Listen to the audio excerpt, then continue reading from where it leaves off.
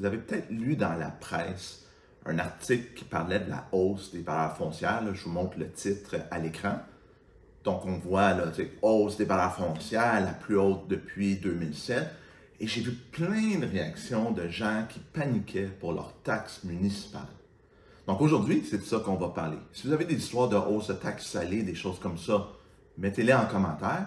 Un pouce, c'est toujours apprécié. Un like là, sur la vidéo. Puis si c'est le genre de contenu qui vous intéresse, abonnez-vous à la chaîne, pesez sur la petite cloche et vous allez être notifié quand je mets des vidéos. Généralement, j'essaie d'en mettre environ 1 à 2 fois par semaine lorsque possible. Donc, on le sait tous, le marché immobilier, ça a pris beaucoup de valeur dans les dernières années. Là. Je pense qu'il faut vivre en dessous d'une roche pour ne pas le savoir.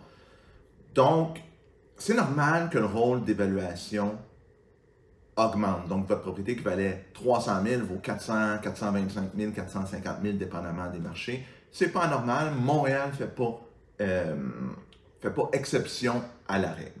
Donc, on voit que la Ville de Montréal, dans l'article, parle que la moyenne pour une maison, c'est de 38,6 %. Ça veut dire que si on prend l'ensemble des maisons dans la Ville de Montréal, que c'est la hausse moyenne. Est-ce que ça va être la hausse de la valeur de votre propriété?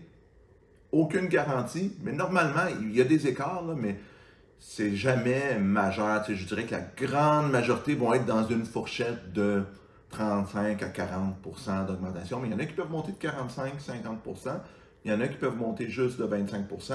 Puis évidemment, là, on parle de maisons unifamiliales, condos, c'est différent, immeubles commerciaux, terrains, immeubles industriels, multilogements, tout ça a eu des hausses moyennes différentes. Si vous voulez l'information, je vais vous mettre le lien dans les commentaires ci-dessous, dans le commentaire que je vais épingler sous la vidéo, et vous pourrez consulter l'article qui donne quand même l'information pour plusieurs catégories.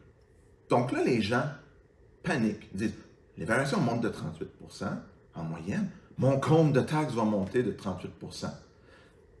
» Non, non, non. Il faut attendre le budget de la Ville en 2023. Partez pas en panique tout de suite.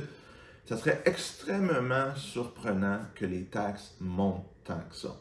Il faut quand même garder en considération que l'inflation est dans, disons, environ 8 % en 2022. Donc, oui, il va y avoir une hausse du compte de taxes. Je veux dire, qui a déjà vu ses taxes baisser? C'est rare. Ça arrive des fois, mais c'est dans la marge. Donc, oui, les taxes vont monter. La Ville s'est déjà engagée à ne pas augmenter plus que l'inflation à Montréal. Est-ce qu'ils vont suivre cette promesse-là? Rien de garanti, mais attendons le budget. Là, c'est important, je l'ai dit tantôt. On parle de hausse moyenne. Donc là, quand vous allez recevoir un document qui est l'avis de rôle d'évaluation, vous pourrez vous comparer à la moyenne. Comme la moyenne pour une maison, c'est 38 % et pour un condo, c'est dans les 30 %. Regardez, est-ce que vous montez près de la moyenne, sous la moyenne ou par-dessus la moyenne? Parce que c'est là où on va voir s'il y a des hausses de taxes plus importantes, même des baisses de taxes. Ça va varier selon votre pourcentage d'augmentation et ça s'explique de la manière suivante. Petit cours de fiscalité municipale 101. La Ville, elle évalue tous ses immeubles. Elle fait un rôle, exemple, il y a 1 milliard d'immeubles dans ma ville, regarde ses besoins de taxation et elle charge un montant par 100 $ de taxation et certains services, elle charge à la pièce. Donc, si votre maison augmente plus que la moyenne, même si la Ville a dit, bon, les maisons ont monté de 38 %, je baisse mon taux aux 100 $ de 38 %, donc théoriquement, il n'y aurait pas de hausse. Mais là, si vous avez monté de 45 %, mais même s'il baisse le taux de 38 %, vous allez payer plus cher.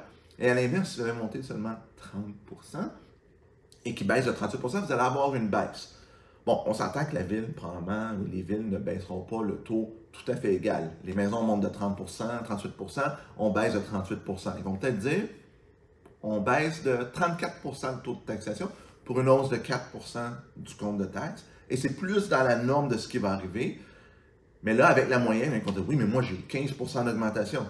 C'est possible, mais si vous habitez dans un secteur hot, c'est fort possible que votre propriété a pris plus de valeur que si vous avez acheté dans un secteur où les prix, le marché est plus difficile. Donc, vraiment, c'est ça qui va, c'est votre pourcentage de hausse par rapport à la moyenne qui risque de déterminer si vous avez une hausse salée ou une baisse de votre compte de taxes ou si vous suivez la moyenne de la ville, exemple 3-4 %.